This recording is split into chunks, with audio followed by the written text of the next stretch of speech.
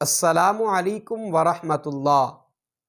بھائی محمد مشتاق سوال کرتے ہیں کہ کیا اگر جیب میں اگر سگریٹ یا پان وغیرہ ہو، کوئی اس کے علاوہ اور پلیت چیز ہو، تو کیا اس سے نماز ہو جائے گی یا نہیں؟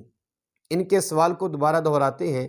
مثلاً ایک شخص نماز ادا کر رہا ہے اور اس کی جیب میں سگریٹ ہیں یا پان ہے یا اس کے علاوہ کوئی اور پلیت چیز ہے، تو کیا اس کی نماز ہوگی یا نہیں؟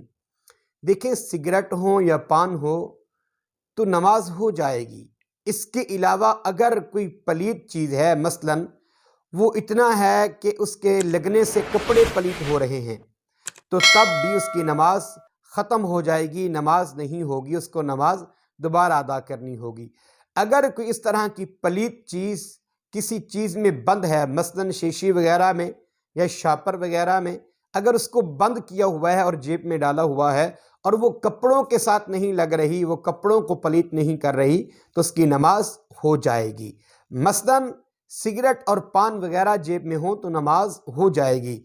پلیت چیز ہو، کسی چیز میں بند ہو، لباس کو خراب نہ کر رہی ہو، تو نماز تب بھی ہو جائے گی۔ اگر وہ چیز باہر نکل رہی ہو، کپڑوں کو پلیت کر رہی ہو، تو پھر نماز نہیں ہوگی۔ اللہ تعالی ہم سب کو نماز کے صحیح مسائل سیکھنے کی توفیق عطا فرمائے۔ السلام علیکم ورحمۃ اللہ۔